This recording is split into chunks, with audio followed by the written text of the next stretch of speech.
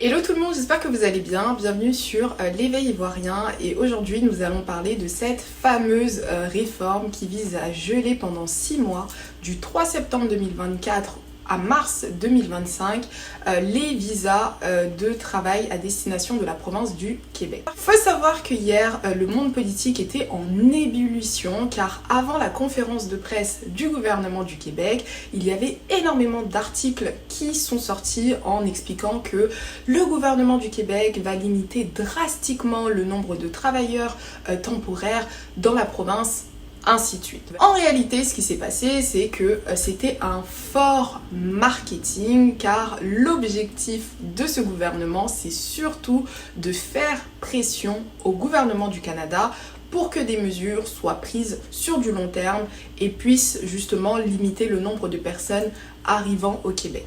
Je vais tout vous expliquer et vous allez tout comprendre. Donc vous allez avoir le détail de cette mesure, vous allez avoir le détail de ce qui va se passer dans le futur, vous allez avoir également le détail de ce qui potentiellement pourrait changer pour toutes les personnes qui souhaitent immigrer au Québec ou toutes les personnes qui sont déjà au Québec et qui doivent renouveler leur documentation. Comme indiqué dans ma vidéo d'hier, le gouvernement de cette province a décidé de mettre un gel de 6 mois, donc pour tout ce qui est renouvellement et demande de visa de travail.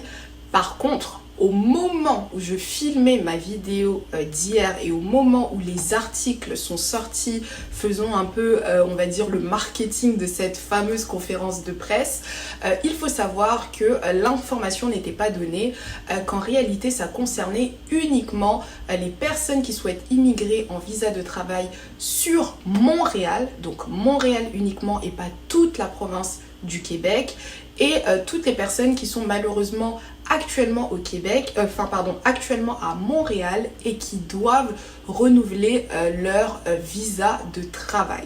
Donc en réalité, et ça c'est une super bonne nouvelle, ça concerne que très peu de personnes.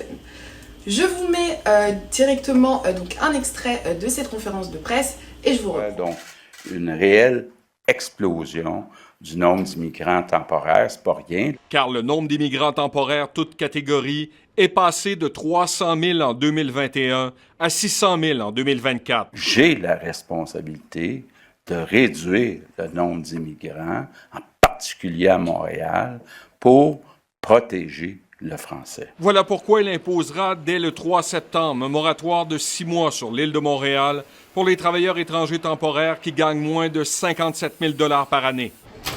Il y aura des exceptions, travailleurs de la santé, en éducation, de la construction, l'agriculture et la transformation alimentaire. La mesure ne vise donc qu'une poignée de travailleurs des secteurs touristiques et industriels. Je comprends qu'il y a des personnes qui vont dire que c'est très peu, mais je comprends, là. Les deux gros morceaux, c'est le fédéral 420 000, à qui on a demandé de réduire ça de moitié. Il faut changer ce réflexe des entreprises, particulièrement à Montréal, pour aller recruter à l'international parce que la donne a changé. Et là, on nous arrive avec une mesure qui vise à peine 2000 personnes sur les plus de 600 000. Donc, c'est un peu gênant. Pas de panique donc, car cette mesure touche très peu de personnes. Il y a certains opposants politiques qui ont fait les calculs et qui expliquent qu'en réalité, ça va toucher 2000 personnes. Dans les 2000 personnes, on parle donc de personnes qui sont déjà à Montréal, qui ont des entreprises basées à Montréal, qui vivent à Montréal et qui devront renouveler leur permis de travail pendant ce laps des 6 mois.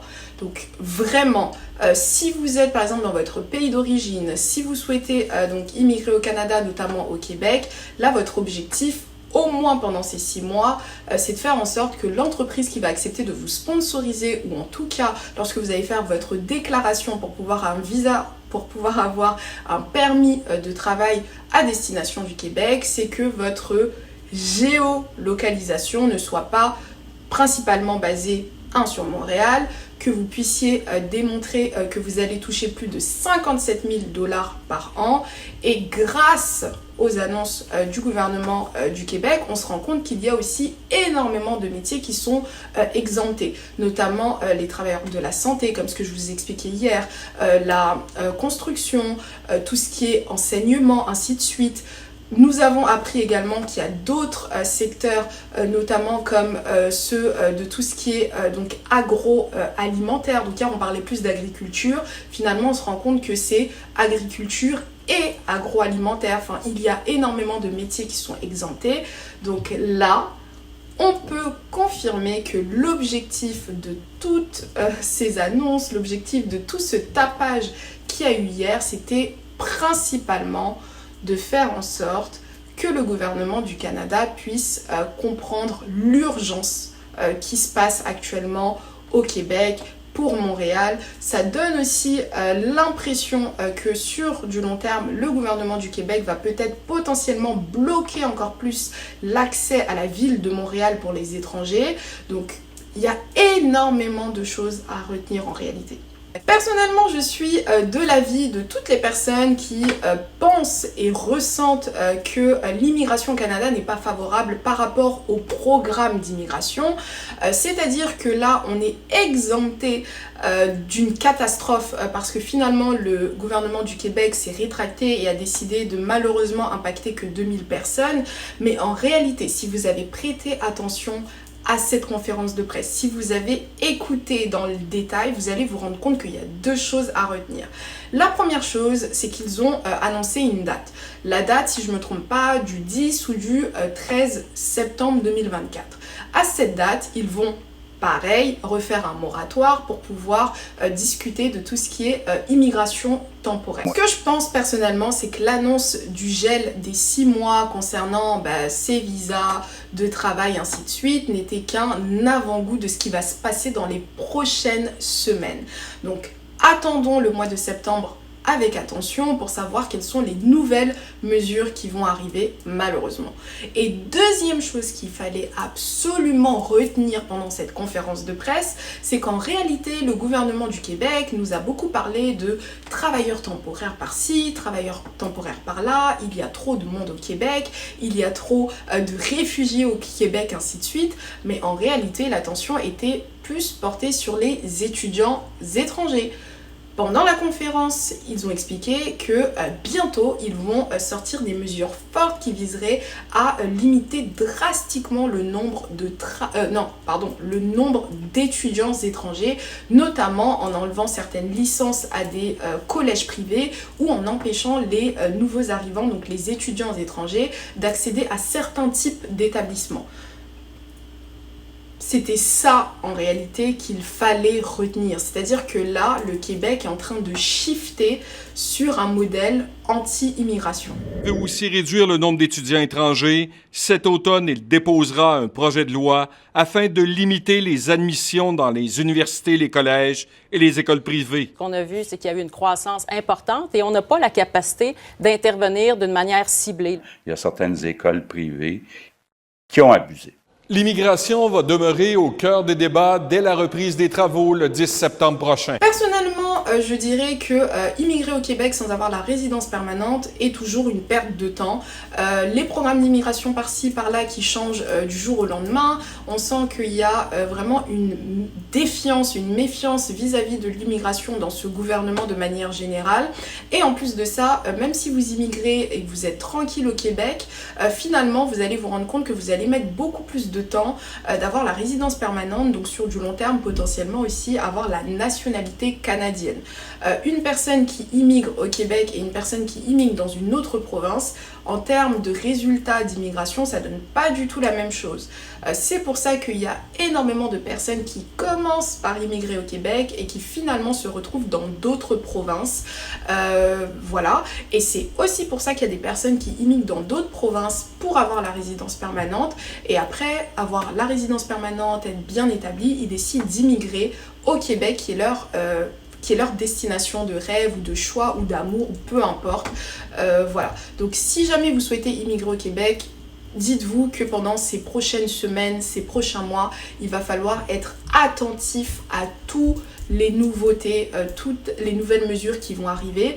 Et si jamais vous ne souhaitez pas immigrer au Québec, mais que par contre vous êtes actuellement au Canada ou même que vous n'êtes pas au Canada, ainsi de suite, dites-vous que de manière globale, toutes les mesures que le Québec est en train de prendre aura un effet boule de neige sur les autres provinces et sur le gouvernement du Canada. Je vais vous donner un exemple qui est parlant, mais il y a quelques mois, le gouvernement du Canada a décidé d'annuler la mesure qui visait à autoriser les Mexicains à rentrer au Canada sans visa.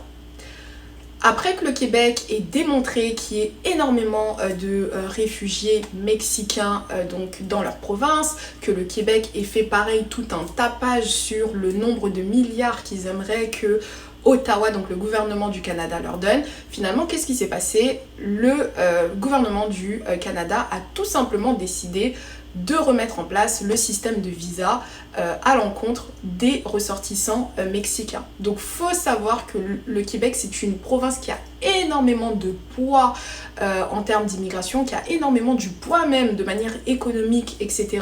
au Canada. Et donc on ne peut pas prendre à la légère ce type de décision que le Québec prend en réalité, parce que ça va donner des idées à d'autres provinces, ça va aussi donner des idées au gouvernement du Canada, et à la fin de la journée, comme je vous l'explique toujours, nous les immigrants, on est aussi un petit peu responsables. Lorsqu'on prend le nombre de réfugiés qui viennent, des gens qui viennent avec des visas de travail, des gens qui viennent avec des visas étudiants et des gens même qui viennent avec le statut de visiteur et qui finalement demandent des droits d'asile alors qu'ils ne sont pas réellement éligibles, bien évidemment qu'on a aussi notre part de responsabilité dans tous ces changements qui vont rendre difficile la vie au Canada, rendre la venue de nouvelles personnes extrêmement difficile, ainsi de suite. Pour conclure cette vidéo, je voulais apporter énormément de force à toutes les personnes qui sont concernées en réalité par cette mesure.